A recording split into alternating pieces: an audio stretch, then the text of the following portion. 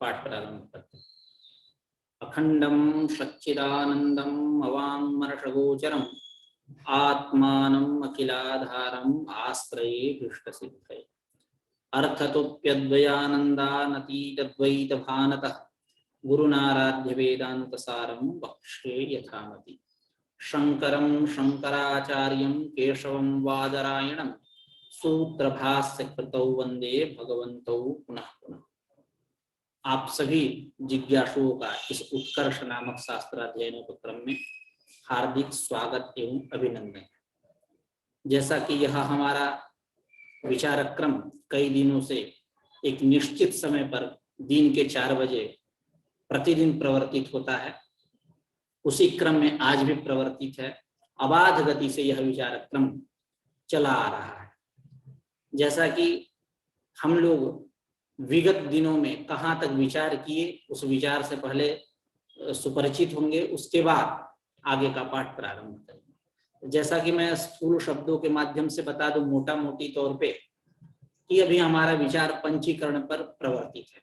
विधा विधाय चैकैकम चतुर्धा प्रथमं पुनः स्वस्वेतर द्वितीयांशैर योजनात् पंच पंचते, यही पंचीकरण है। जैसा कि हम लोगों ने विगत पाठ में यानी कल के पाठ में यह विचार किया कि यह जो स्थूल शरीर है, जब पंचीकरण कर देते हैं पंचमहाभूतों का, तो एक स्थूल प्रपंच की उत्पत्ति होती है, स्थूल शरीर की उत्पत्ति होती है।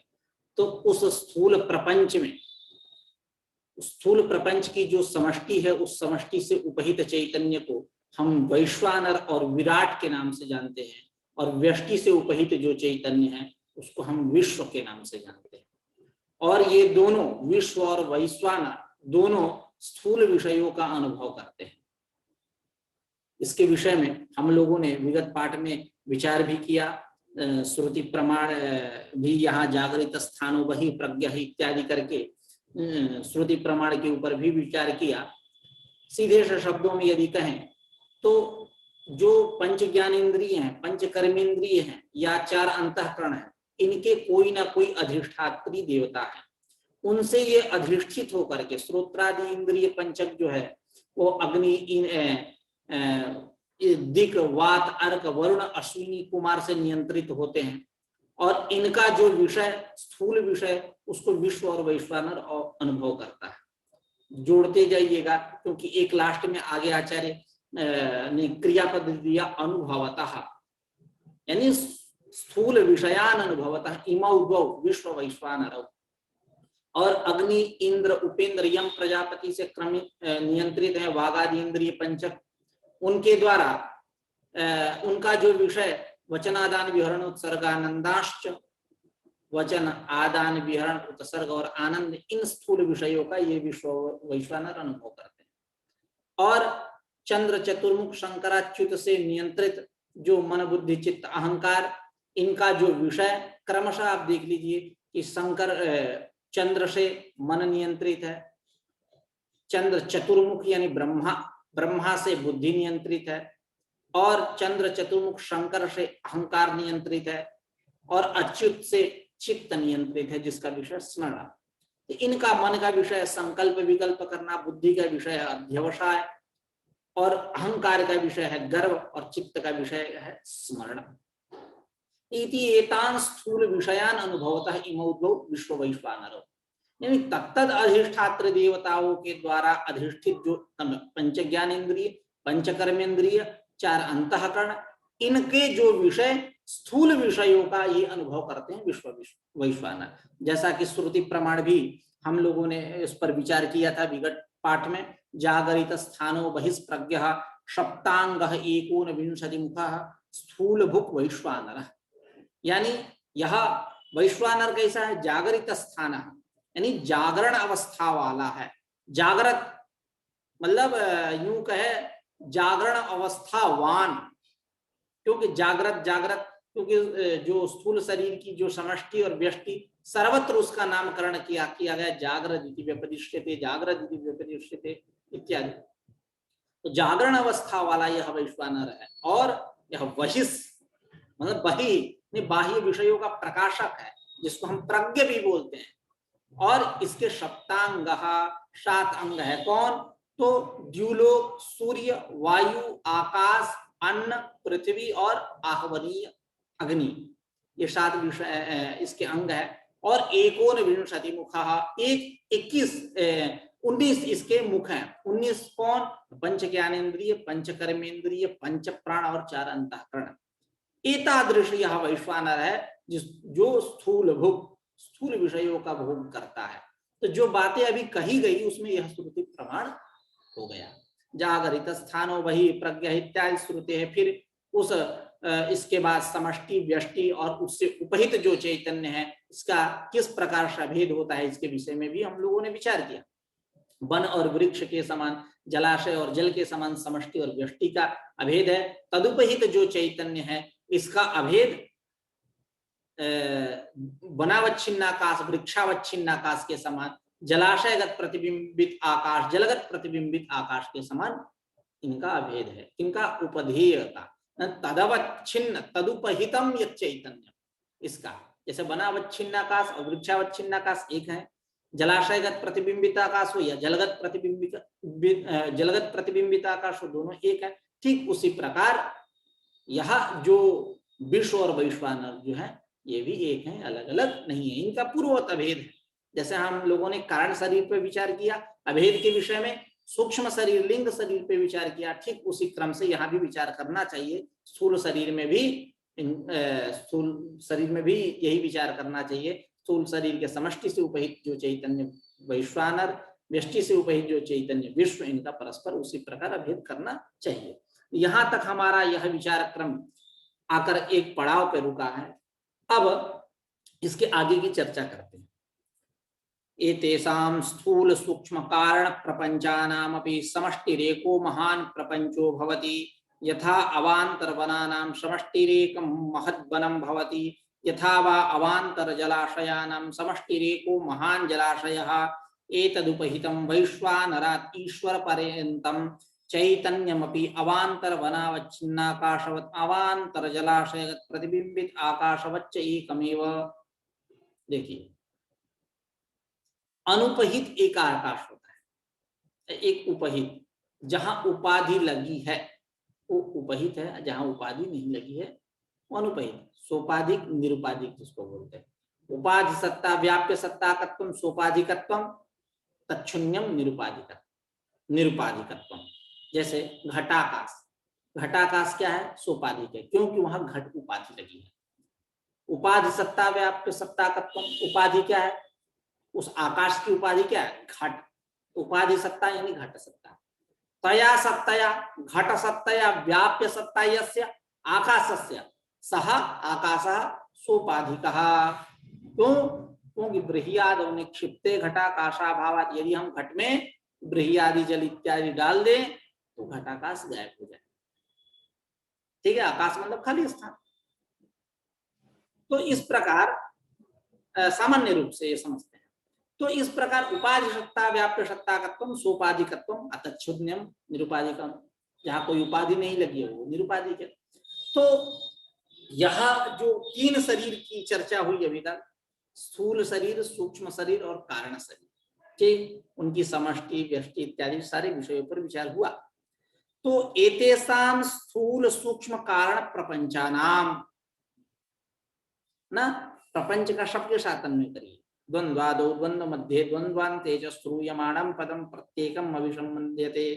स्थूलञ्च सूक्ष्मञ्च कारणञ्च इति स्थूल सूक्ष्म कारणानि तान्येव प्रपंचः इति स्थूल सूक्ष्म कारण प्रपंचः तेषां स्थूल सूक्ष्म कारण प्रपंचानाम। जैसे प्रातिपदिक अर्थ लिंग परिमाण वचन मात्रे प्रथमा मात्र शब्द का प्रत्येक के साथ योग होता है। क्यों? द्वंद्वादो द्वंद्व मध्ये द्वंद्वान्ते च श्रूयमाणं पदम प्रत्येकम अभिसंबध्यते। ये ऐसा नियम है, रीति है।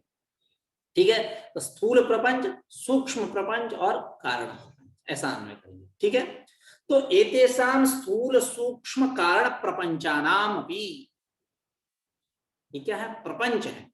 पचि विस्तारे इदित्वात्नुम, विस्तार। प्रपंच मतलब क्या होता है? विस्तार।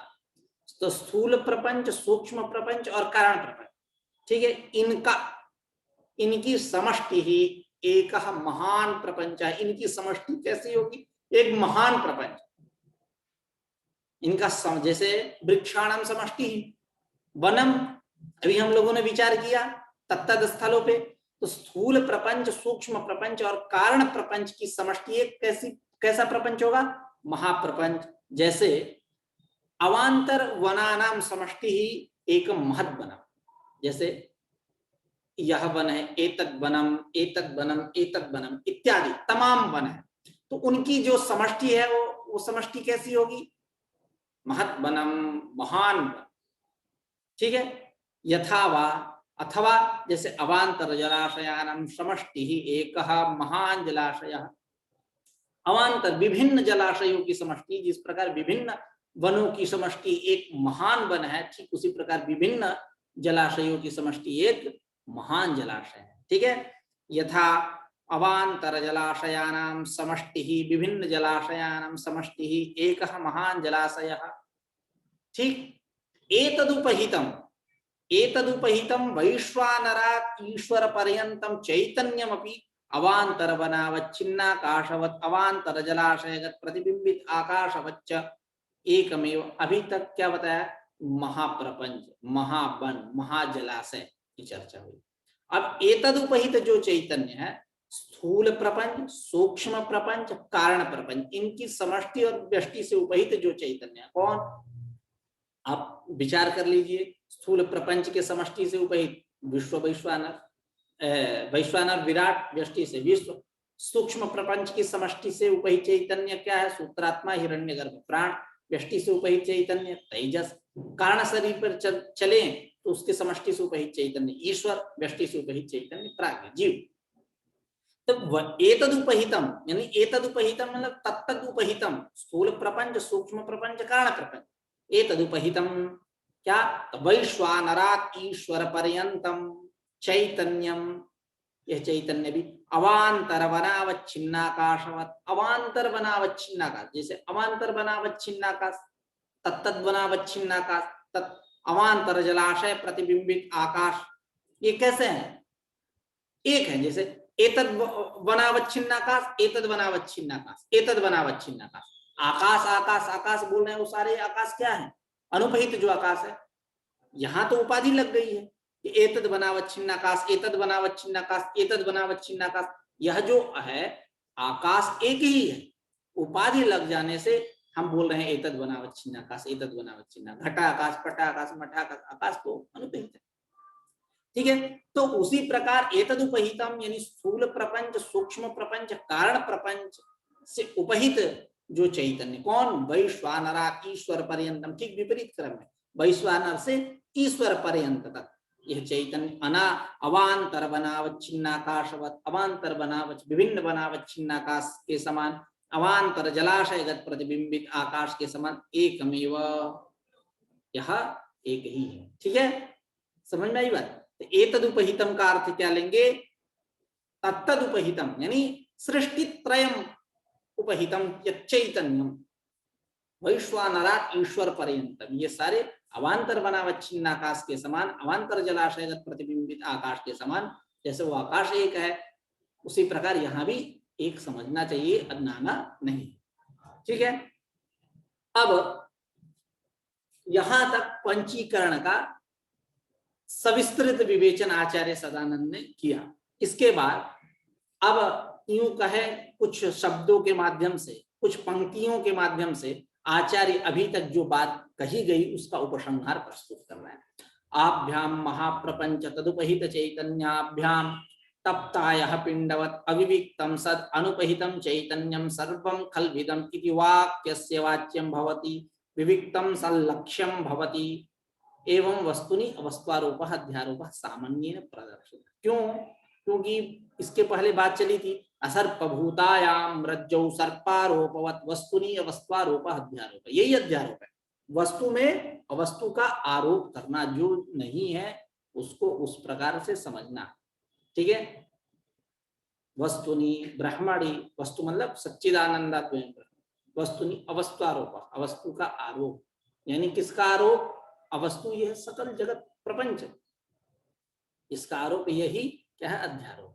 इस अध्यारोप को सामान्य रूप से आचार्य ने सदानंद ने अपने शब्दावली में बताया यहाँ तक। अब करें आभ्याम महाप्रपंच तदुपहित चैतन्य। महाप्रपंच से अवगत हो ही गए, स्थूल प्रपंच, सूक्ष्म प्रपंच, कारण प्रपंच, इनकी समष्टि जो है वो महाप्रपंच है। तो महाप्रपंच और तदुपहित जो चैतन्य, दो बातें। आभ्याम मतलब महाप्रपंच तदुपहित चैतन्य, एक महाप्रपंच, दूसरा तदुपहित चैतन्य, तीसरा अनुपहित चैतन्य।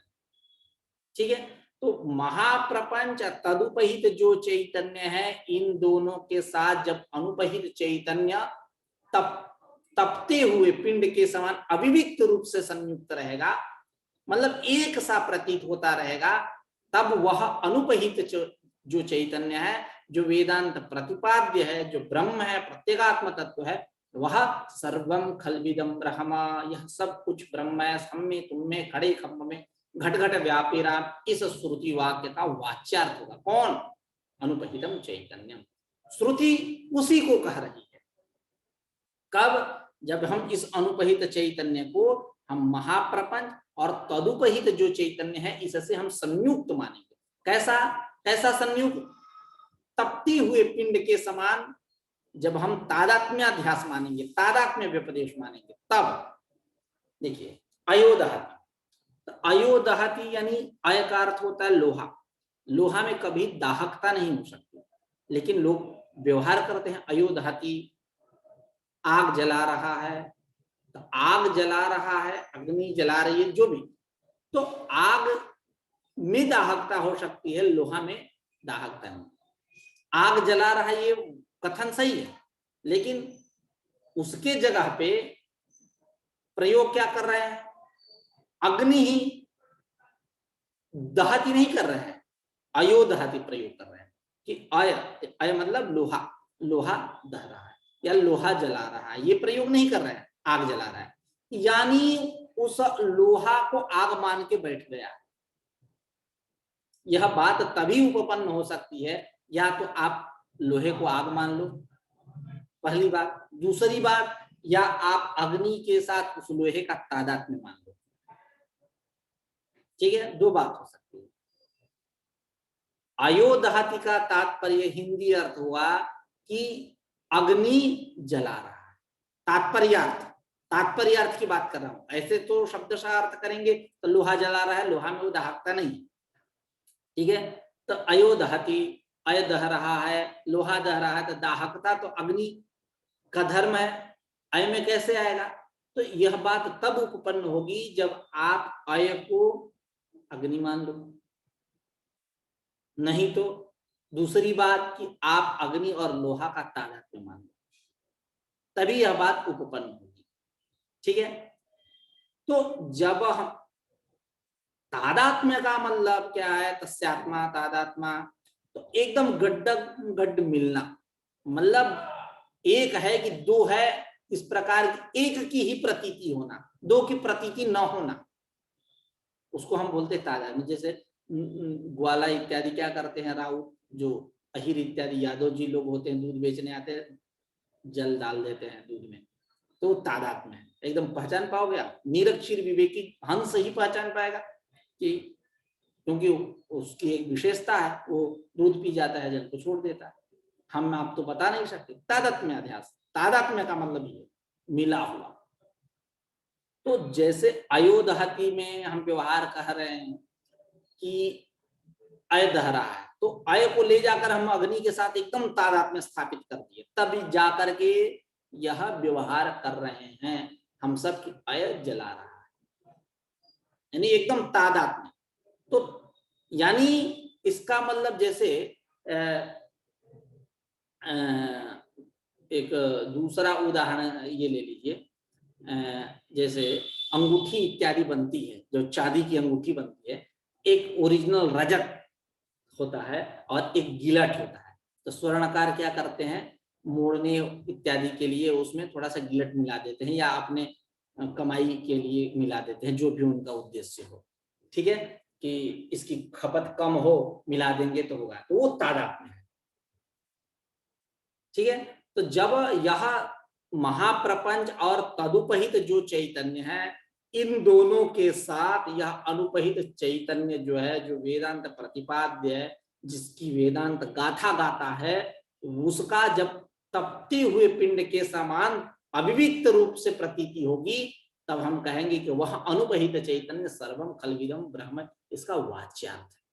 ठीक है, उसको करें आभ्याम महाप्रपंच तदुपहित चैतन्याभ्याम तप्ताय पिंडवत अविविक्तम, कौन?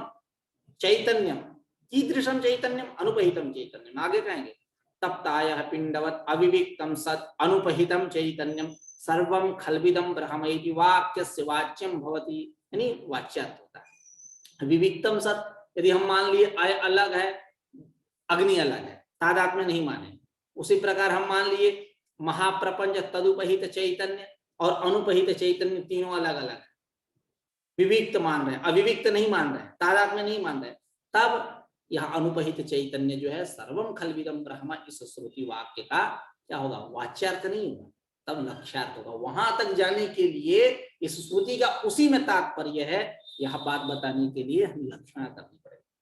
जैसे अयोधाति में हम क्या करते हैं? अय का लक्षणया अर्थ करते हैं अग्नि में, जबकि शब्दशः वाच्यार्थ तो यही होगा, अय का मतलब लोहा। तो अय का हम लक्षणा करते हैं किसमें? अग्नि में, कि अग्नि जला रही है। ठीक उसी प्रकार यहाँ भी, वहां जब हम विविक्त मान रहे हैं कि महाप्रपंच अलग है, तदुपहित चैतन्य अलग है, अनुपहित चैतन्य अलग है, यह विविक्त है, अलग अलग है, तब यह अनुपहित जो चैतन्य है सर्वम खलविदम ब्रह्म, इसका लक्ष्यार्थ होगा। यानी यह श्रुति का विनियोग उसमें है, यह लक्षणया बात आएगी। क्यों? कि जब हम विशेष्यांश को पकड़ेंगे, जो विशेषणीभूत जो धर्म है उसका हम परित्याग करेंगे। ठीक है, तत्त्वमसि, तत्त्वमसि मतलब तत्त्वमसि, तुम वही हो। तत् मतलब परोक्षत्व विशिष्ट चैतन्य, त्वम मतलब परोक्षत्व विशिष्ट चैतन्य। वहां विरोध होता है किसमें? चैतन्यांश में कोई विरोध नहीं, परोक्षत्व अपरोक्षत्व में विरोध है, विशेषणांश में विरोध है, चैतन्यांश में विशेष्यांश में विरोध नहीं है। विशेष्यांश को लेते हैं जिसको हम बोलते हैं भाग त्याग लक्षणा, यत्र ही विशिष्टवाचकः शब्दः एक देशं विहाय एक देशे वर्तते तत्र भाग त्याग लक्षणा। ठीक है, तो स्पष्टता हुई, स्पष्ट हुआ पंक्ति, स्पष्ट हुई पंक्ति कि जब हम महाप्रपंच और तदुपहित चैतन्य के साथ अनुपहित चैतन्य वेदांत प्रतिपाद्य जो ब्रह्म है, इस ब्रह्म को हम एक मान रहे हैं, एकदम संयुक्त गड्ढम गड्ढ मिला हुआ मान रहे हैं, तादात्म्य मान रहे हैं, तब तपते हुए पिंड के समान मान रहे हैं, एकदम जैसे अय और अग्नि में तादात्म्य है, ठीक है, वैसा मान रहे हैं, तब यह अनुपहित चैतन्य सर्वम खलविदम ब्रह्म। तब हम इस प्रपंच के साथ हम मानेंगे उसका तादात्म्य, तब न कहेंगे कि सब कुछ जो दिखाई दे रहा है वो क्या है? ब्रह्म है। तो जब हम तादात्म्य मानेंगे ही नहीं तो कैसे ये बात कह सकते हैं, यह बात कैसे कहेंगे?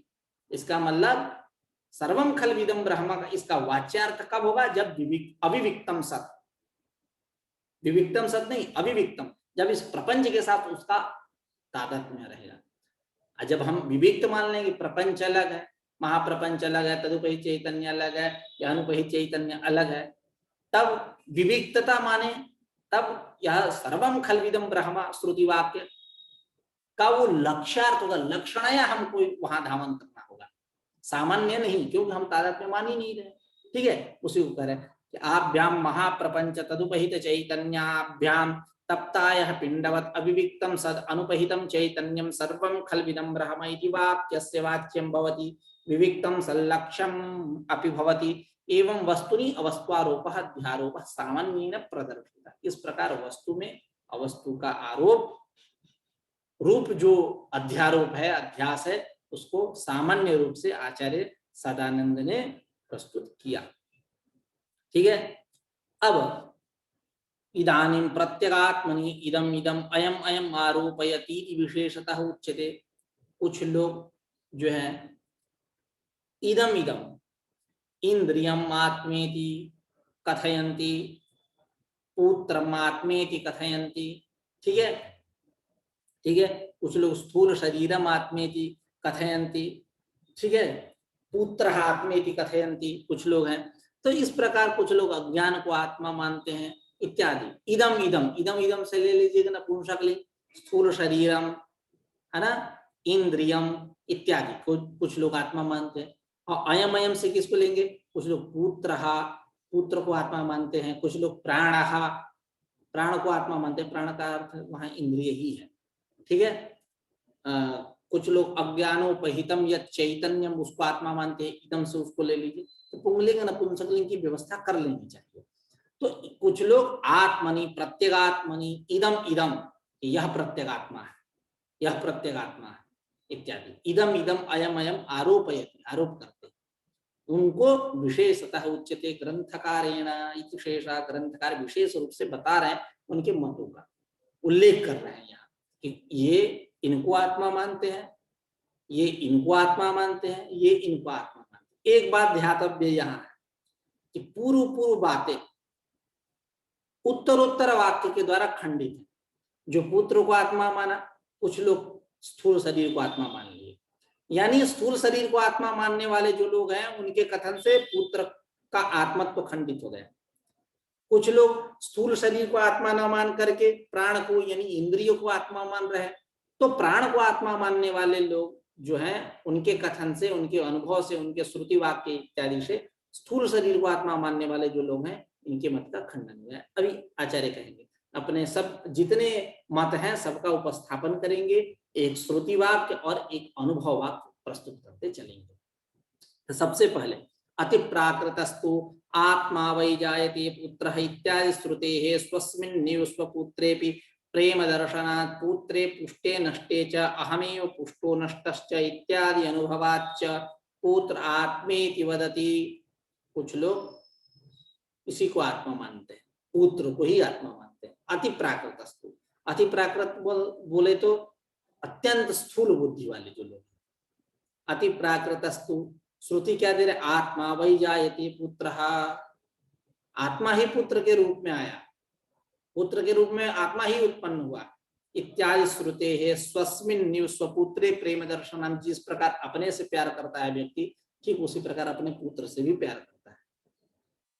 एक प्रमाण स्वस्मिन् स्वपुत्रे प्रेम दर्शनात्, और दूसरा पुत्रे पुष्टे नष्टे च अहमेव पुष्टो नष्टश्च इत्यादि अनुभवाच्च। और कुछ लोग जो हैं ये भी मानते हैं कि पुत्र के पुष्ट होने पर, पल्लवित पुष्पित होने से, आगे बढ़ने से, ऐश्वर्यवान होने से, गुणवान होने से, वो बढ़ रहा है, मैं ही बढ़ रहा, अब वो विकारता को प्राप्त कर रहा है, वो हीनता को प्राप्त कर रहा है, उसके मान सम्मान की हानि हो रही है, हमारे मान सम्मान की हानि हो रही है। उसके पुत्रे पुष्टे अहमेव पुष्टा, पुत्रे नष्टे अहमेव नष्टा, इस प्रकार का अनुभव लोगों का देखा जाता है। इसलिए क्या बात स्पष्ट हुई, श्रुति के बल से और अनुभव प्रमाण के बल से पुत्र ही आत्मा है, ठीक है। तो आत्मा वै जायते पुत्र इत्यादि श्रुते है स्वस्मिन् स्वपुत्रे प्रेम दर्शनात्। एक रुक जाइए, एक हेतु, दूसरा पुत्रे पुष्टे नष्टे च अहमेव पुष्टः नष्टश्च इत्यादि अनुभवाच्च। ठीक है, पंचमी पंचमी मिलाते रहिए। अच्छा अच्छा, जहां सर्वत्र कहेंगे, आगे भी कहेंगे, दो बातें, एक श्रुति एक अनुभव। इत्यादि अनुभवाच्च पुत्र आत्मेति वदति, पुत्र को ही आत्मा मानते हैं। कुछ लोग क्या है, चार्वाकस्तु, चार्वाक लोग क्या कहते हैं, सवा एष पुरुषः अन्न रसमयः इत्यादि श्रुते है प्रदीप्त गृहा स्वपुत्रं परित्यज्यापि स्वस्य निर्गम दर्शनात् स्थूलोहम कृशोहम इत्यादि अनुभवाच्च स्थूल शरीरम आत्मेति वदति। कुछ लोग क्या कहते हैं कि एषः पुरुषः अन्न रसमय, यह जो पुरुष है जो दिखाई दे रहा है हम आप, ये कैसे हैं, अन्न रसमय है, यानी अन्न का जो रस, क्या अन्न पान पान इत्यादि करेंगे तो वीर्य की उत्पत्ति होगी, वीर्य का विकार ही है पुरुष हम आप। तो यह जो पुरुष है वह कैसा है, अन्न रसमय, वीर्य का विकार रूप है, वही पुरुष सह वह आत्मा है, ठीक है। इस प्रकार इत्यादि श्रुति के बल से प्रदीप्त गृहा स्वपुत्रम परित्यज्य स्वस्य निर्गम दर्शना, घर जल रहा है, बेटा भी है और बाप भी है, दोनों लोग बैठे, तो सब लोग क्या चाहते हैं कि अपना अपना बचा लें, अपनी अपनी प्राण की रक्षा कर लें। जैसे कोई पानी में डूब भी रहा है, भले कितनों आपका अपना हो, तो आप अपने निकलना पहले चाहोगे, उसके बाद उसको बताना चाहोगे। ठीक है, क्योंकि मोह, ये मोह है। ठीक है, प्रदीप्त गृहात, जलते हुए घर से, स्वपुत्रम परित्यज्यापि, अपने पुत्र को छोड़कर भी, स्वस्थ निर्गम दर्शनात्, अपने को निकालना चाहता है, अपने निकलना चाहता है इस हेतु से। और स्थूलो हम, कृशो हम, मैं मोटा हूं, मैं पतला हूं इत्यादि अनुभव के अनुसार यह बात स्पष्ट होती है कि यह जो स्थूल शरीर है, निकालना किसको चाहता है? आत्मा को नहीं, जलते हुए घर से आत्मा को नहीं निकालना चाहता, इस स्थूल शरीर को। स्थूलो हम कृष्णो हम, यह जो अनुभव कर रहा है किसको? आत्मा स्थूल कृष्ण नहीं है, शरीर, शरीर के धर्म है। तो स्थूलो हम कृष्णो हम इत्यादि अनुभवाच स्थूल शरीरम आत्मेति वदति, स्थूल शरीर ही आत्मा है, ऐसा कुछ लोग कहते हैं। तो स्थूल शरीर को आत्मा मानने वाले जो लोग हैं, उनके कथन के अनुसार, इनके श्रुति वाक्य और अनुभव प्रमाण के द्वारा पूर्व जो बातें हुई, यानी पुत्र को आत्मा मानने वाले जो लोग हैं, उनके मत का खंडन हुआ। पुत्रस्य आत्मात्व खंडनम जातम। ठीक है, अब आगे अपरश्च चर्वाक, चर्वाक में भी दूसरा चर्वाक क्या कह रहा है? देह प्राणाः प्रजापति, श्रुति प्रमाण देना, देह प्राणाः प्रजापतिं पितरम एत्य ब्रूयुः इत्यादि श्रुतेः इंद्रियाणाम अभावे शरीर चलना भावात् काणोहम बधिरोहम इत्यादि अनुभवाच्च इंद्रियाणि आत्मेति वदति, वो इंद्रिय को ही आत्मा मान रहा। अब यहाँ प्राण शब्द जो है, प्राण शब्द इंद्रिय परक है। ठीक है, प्राण शब्द का क्या अर्थ? इंद्रिय। जब प्राण इंद्रियों में परस्पर झगड़ा हुआ, चक्षुर इंद्रिय कह रहा है कि मैं बड़ा, श्रोत्र इंद्रिय कह रहा है कि मैं बड़ा, मन कह रहा है कि मैं बड़ा, इत्यादि परस्पर झगड़ा हुआ, तो ये सब कहे कि चलो पूछते हैं। जैसे गांव देहात में नहीं होता है, झगड़ा होता है तो सरपंच के यहाँ जाते हैं, या विधायक मंत्री जो भी क्षेत्रीय जो नेता है उनके यहाँ जाते झगड़ा सुलझाने के लिए। उसी प्रकार प्रजापति ब्रह्मा के पास पहुंचे, कहे कि ये बताइए, आप ही निर्णय करिए कि हम सब में बड़ा कौन। ठीक है, तो इस श्रुति के वहां, और इसके आगे भी चर्चा है। ठीक है, इसके आगे और चर्चा है। ठीक है, कि किसको ब्रह्मा ने बताया कि बुद्धि बड़ है कि इंद्रिय बड़ है, इत्यादि बड़ी है। ठीक है, इस पे और विशेष चर्चा है। केवल इतना प्रकृत स्थल में कि देह प्राणाः प्रजापतिं पितरम एत्य ब्रूयुः, देह प्राणाः इंद्रियाणि तानि इंद्रियाणि प्रजापतिं पितरम एत्य गत्वा, प्रजापति पिता प्रजापति के पास जाकर के ब्रूयुः आहुः कथयन्ति, क्या बताइए कौन बड़ा हूं, कौन बड़ा है हम सब में, इत्यादि श्रुते, इत्यादि श्रुति के बल से इंद्रियाणाम अभावे शरीर चलना भाव, जब तक शरीर में इंद्रियां ना रहे तो शरीर चल सकता है क्या? हाथ पैर कान नाक मुंह गला इत्यादि हटा दे तो शरीर चलेगा क्या? नहीं। तो इंद्रियाणाम अभावे शरीर चलना भाव। एक दूसरा काणो हम, मैं कैसा हूँ? काणा हूँ, एकांत से काना, रामदेव। ठीक है, काणो हम, बधिरो हम, मैं बहरा हूँ, इत्यादि अनुभव के वजह से, इत्यादि अनुभवाच इंद्रियाणि आत्मेति वदति, इंद्रिय आत्मा है, ऐसा कहता है। कौन? अपरश्चर्वाका, कि भैया इंद्रिय ही आत्मा है।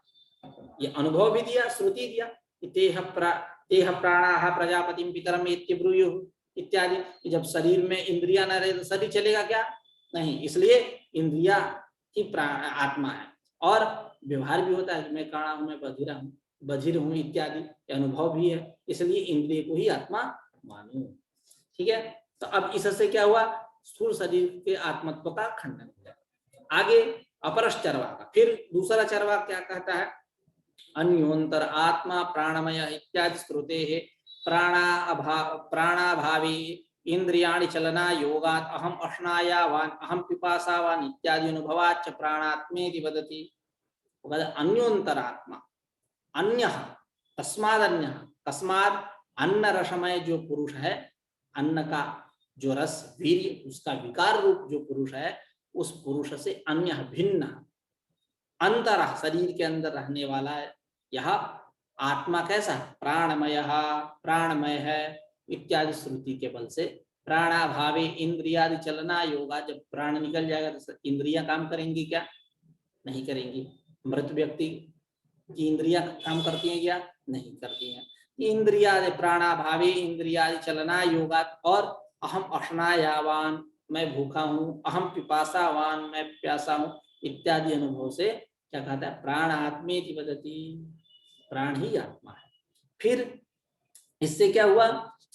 खंडन हुआ। पूर्व जो चरवाक थे वो इंद्रिय को ही आत्मा मान रहे थे, है ना, इंद्रियाणि आत्मेति वदति, उसके मत का खंडन हुआ।